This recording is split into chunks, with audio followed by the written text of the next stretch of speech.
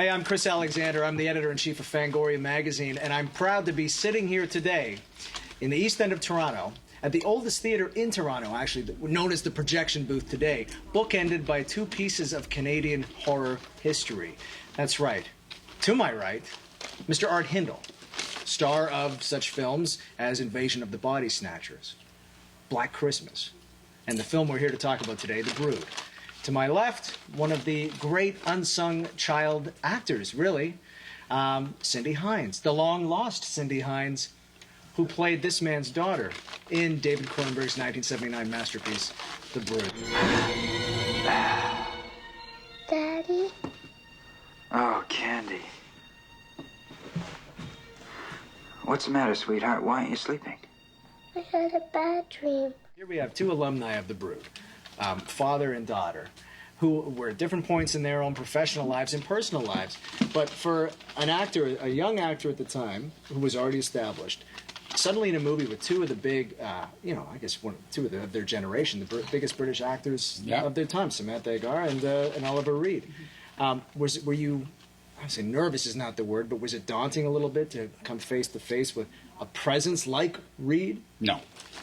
Not really, because I had an opportunity to hang out with him before we started filming. Right. And he was so off the wall and so disingenuous that it was easy. You know, went out a few times with him, got into some hijinks.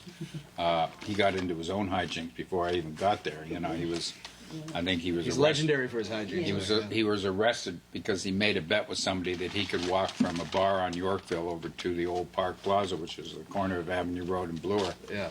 And he won the bet, but they had to bail him out of jail. So he did a bunch of stuff. I remember introducing him to my mother-in-law at the time, and at the wrap party, and he was smoking a cigarette, and he deemed that impolite to have the cigarette.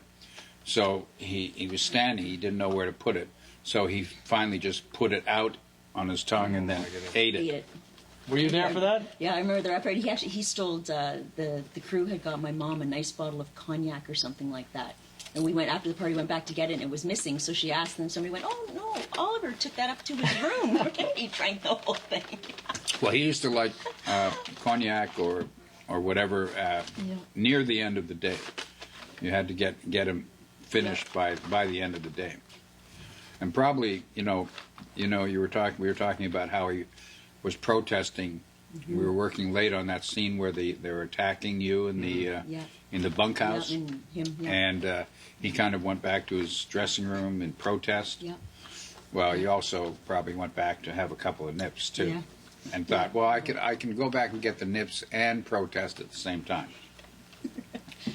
An interesting guy who lived life the way he wanted to live it. Yeah, he went out. Yeah. He went out the same. Sure did. Doing Gladiator, right? That was his swan song. Yeah, he was fabulous.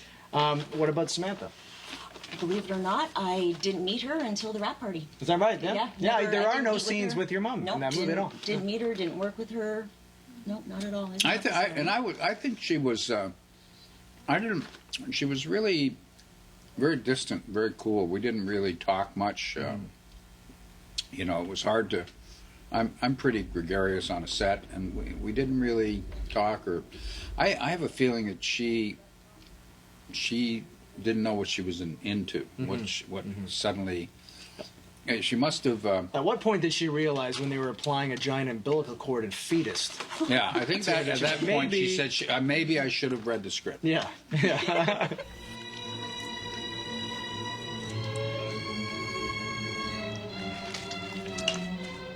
She was very distant. Yeah, well, that's my memory of her. Well, maybe that distance worked because that scene at the end when she finally lifts her muumuu, whatever the hell it is. Yeah. And she says, "Look," and there it is. Yeah. It's your face that sells it. I mean, you're very serious in the movie, and you're very grim. It's almost a detective thriller. This movie, really, isn't it? Yeah. But when you see that, it's the first time we actually see genuine shock. You've seen it all in this movie, but you haven't seen this. Do you remember the first time you saw that thing sitting on her lap? I think what they were showing me was my contract off screen. It was like...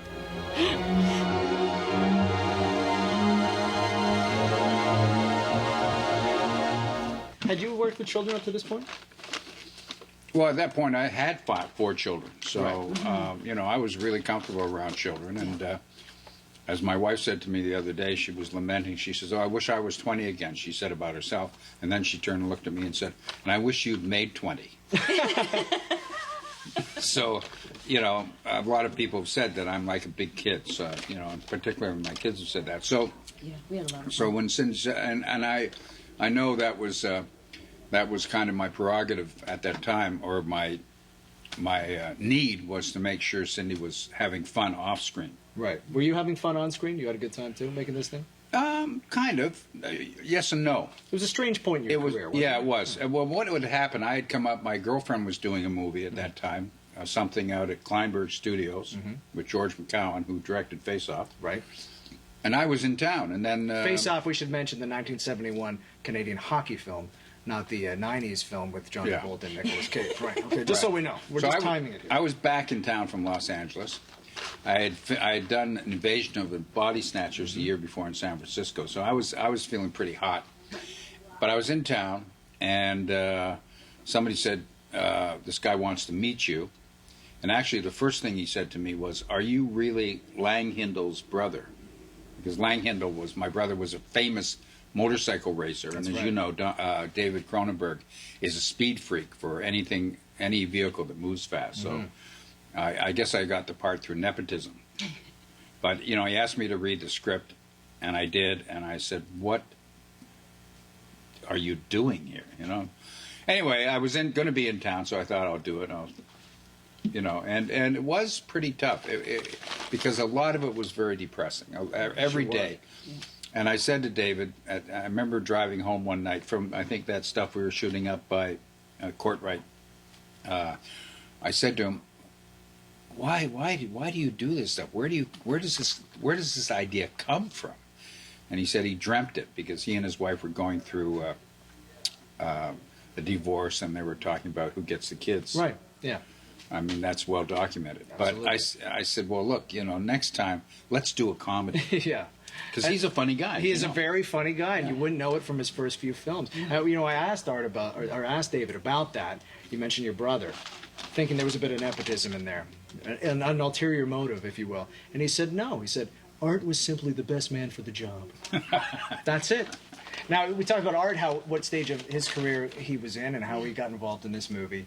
But here's this little girl who, up to this point, had you done The Littlest Hobo yet, or was that later? I mean, you hadn't done much. No, I hadn't done much. Mostly commercials and modeling and stuff. No, Hobo and all that came afterwards. All the other movies. That was my first feature film, and basically, my big role. What a strange first dance partner, huh? It certainly was, and I know my mom was really concerned about whether or not I'd be able to handle it, but.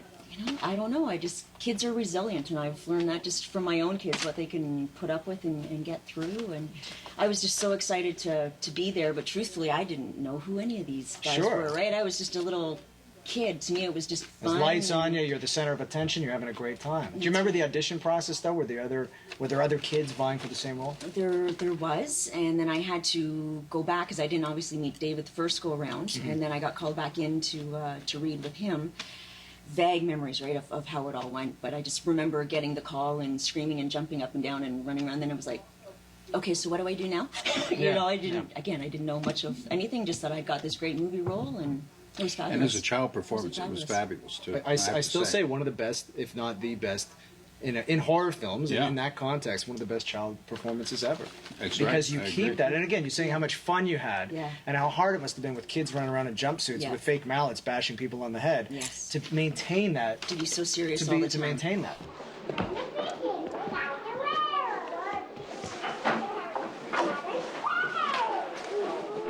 So you're here back at the Brown School. Cindy hasn't been here since '79. How does it feel being back here together, though, after 30 years? It's just like riding a bike, right? Yeah, nothing's changed. Nothing's changed. Everything changes and nothing changes. I got taller, but he didn't, so it's good. You caught up to me, though. I did. Yeah. You caught up to me in age, I was just going to say, I'm almost as old as you now. Just in passing. Well, Cindy, you have some stories about the blood. You were saying about your strongest memories of this school were bloody memories, right? Bloody memories, and they all got cut. Ended up on the floor. I can't believe it, but beating up the school wall. I guess that was supposed to be my connection with the broodlings. So while they were pulverizing the teacher, I was out beating up the school. But Didn't make it to the movie.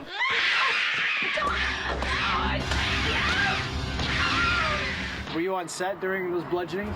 Yes, actually, I was trying to help keep some of the kids calm too. There was a lot of very upset kids that just had a hard time realizing it was just pretend and it was fine. So there was a lot of consoling and saying, "Don't worry about it." And yeah, like the crying you hear of some of the kids. That was real kids crying in the background. As a parent now, I kind of go, "Oh, that was awful to do that to them," but at the time, it was cool. How old were you when you made this movie? 8. So for a little girl, 8 years old, thrust into this environment with the dark overlord of body horror, Yeah. what are your memories of this? Going into this world, was it as grim as it comes across on screen? No, actually, it was a lot of fun. Between Art and David and everybody else, they made it pretty easy. And with the kids, they didn't want us to be too afraid of everything that was going on. So there was a lot of laughing and joking and eating of the blood, because it was quite tasty, if I do recall, being corn syrup and all that kind of stuff. And I think myself, I had a lot of scenes on my own with the adults and stuff, but it was, I wasn't around with too much of the gore, in all honesty, until the end. But then the kids and I just had so much fun freaking our parents out, coming out, licking our hands covered in blood. It was We're pretty it was shot, great. and I think we shot all that stuff at the end of the film. It was too. near the end, yeah. Classic shot that's used in all the ad campaigns for it is the hand coming through the door and grabbing you Yes. with that scream on your face. Yes. You can't fake that. Yeah. That looks legitimate, like legitimate shock and terror. It was. I was there. I think Ollie and I were both there, and we both were kind of watching over as fellow actors do for each other. Even especially. my mom, even after it was done, she's like, "I wanted to tell them to stop it. Are you okay?" Like she was in. I'm like, "No, I'm fine. It's okay. I'm fine. No problem. It's good." Sometimes it is tougher on the parents than it is on the actor, the child who's acting, because for them it's just a little game, Yeah, they just said get lost into it, and that's what it is. I think one of the things I didn't like though is the pounding. They're sitting there going, when they're banging on their side of the through wall? the doors and stuff, and then smashing through and everything. But no, like I say, I think I was just so comfortable with everybody. I didn't have any fear. I didn't have any. It was just getting into the moment and going for it. Right? That's what you gotta do. What a trooper, huh? What a trooper.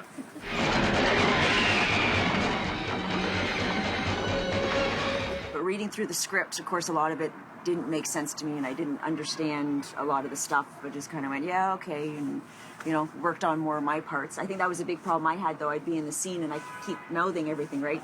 Art would be talking, and I'd be starting to say, You'd be saying my lines, right? stop, Lip syncing. stop. That's how I knew my next line, because I would look at you and My you'd cues. tell me what my line was. Do you want to tell me a story? About what happened today at Grandma's? And I remember, doing each scene where I had to be so upset. And there was quite a bit of my stuff that was actually cut out, because David had a whole different background idea of what he wanted happening with Candy throughout the movie. Whenever there was things going on with the broodlings, there was other stuff going on with me that actually didn't make it into the movie. Right. But he used to always, set up the things and then starts, think about something really sad, or think about something really angry, or think about something that, he was always coaching me, and then he'd get me going, and then he'd jump away and say, okay, film it quick, and get it done. Right. That's funny. He didn't say anything. Going home, Candy. You're in this movie, The Brood, and you're a child actor, Yes. and you're in this movie that none of your friends can see. Yes. Was that a bit of an anticlimax to come back to school triumphant? The only thing you have to show for it is a little poster with "They're coming to get you" coming out of the thing, but you couldn't show them anything. No one could see it. No. So all the, some photos and newspaper articles and me saying that I was in it, and them going, yeah, sure. Yeah, that was pretty much most of my friends, or I wouldn't say they were my friends. I didn't have a lot of friends because I wasn't in school enough. But my close friends certainly knew. The rest of them were just thinking I was just some little blonde chick making stuff up all the time. You went to the rap party. That's where you met Samantha, and that's where Yes. everything kind of came together. But did you actually go to the cast and crew screening? Did you see the movie? No, I wasn't allowed to. Isn't that a strange because, thing? I mean, nowadays they'd probably let kids go, but because, back in the 70s, Yeah. the rules were, and it was rated R, so no, I couldn't go. Just When did my you? mom got to go. When did you finally see it? I think I probably saw it shortly thereafter, though, like before it was being released. I had my own. I think, actually, if I'm not mistaken, David arranged a private screening for myself and the little Your boy family? who ran out saying they're hurting Oh, yeah, the they're teacher. killing the But teacher, That yeah, little boy, yeah. and we Yeah. had our own private screen. Actually, now that I think about it, Yeah. Yeah. and see that. But yeah, What about you, Art? I mean, you never know what the movie is going to be until it's actually cut, scored, and it's ready to go. Do you remember the first time you saw The Brood? I remember one day, I lived in Hollywood, and one day my son ran in and he says, Dad, he says, they've got a screening at the Pantages of The Brood. And it says on the marquee that David Cronenberg is going to be there. So I said, okay, let's go. So we all went. We all sat in there. And that's when I watched it. I think it was, that would have been mid-'80s or something like that, because it never made the theater. And back then, it was re-released. I don't even think, this would have been, this would have been early 80s. Yeah. 81, 82, 83, somewhere in there. Yeah. And actually, it was funny. We were still in the dark. The lights come up. This kind of greasy-looking guy comes out. He's I guess the theater manager. He says, and now, everybody, and most of the audience, it was an afternoon matinee kind of thing, and most of the audience were guys in overcoats, And he said, and now, the director of this film, Mr. Cronenstein, is going to answer some questions. And so he came out, and there were kind of no questions, really. Right, and they were right, standing there, and then he said, well, let me ask a question, how long did it take you to shoot, just some questions. And then there's still no questions. And there are no questions from Mr. Cronenstein? And finally I said, what are you doing after the movie? And I was in the dark and he couldn't see who it was or anything. He says, there is no after the movie. And he was being philosophical. Right.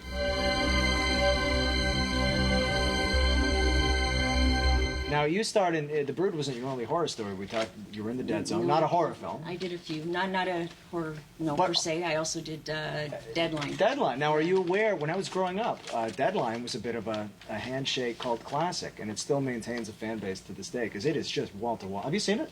I have seen it. It's a bloodbath. It's a gruesome movie, absolutely gruesome movie. That was certainly more trying to film than The Brood was. It was a little more difficult because I got hung on 2 different occasions, 2 different ways. So that was a little stressful as a child doing that. But I remember when we finally were able to find it and rent it, I was with my dad and stepmom and my brother, stepsister, and we laughed and laughed and laughed because, here's this serious scene going on and all of a sudden, whoop, there goes Cindy swinging by, and all this stuff going on, and it was like, but it was pretty, that's a gruesome movie. It sure is, and nobody remembers this movie. It's high time Stephen somebody Young. exactly dug it up and gave it a proper release. Deadline, 1987, I want to say, right? So Art went on to become Art Hindle. I mean, here he is sitting here today. Devil May Care is the man. But you kind of stepped off the ladder, right? I did. Yes. Was that a conscious decision, or did you? It was, I think, a little bit of everything, right? Getting to the age where things were getting a little bit more difficult. There wasn't a lot of stuff in Canada for kids in the early teens age bracket. Plus, I still looked very young, but not young enough that I could do the younger roles like David had cast me for. I was just getting into high school, and I wanted some normalcy, so I just decided to step back a little bit, and then by the time I finished high school, I was just in a completely different place in my life, and it just didn't make sense for me to jump back in right then, and then I just never looked back, I guess.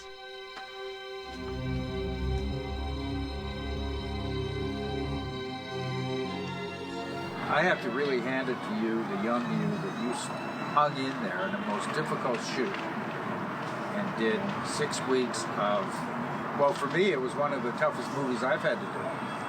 And you were right there. Yeah, I think for my first film, it was. Match stepped with me. Well, thank you. I appreciate that.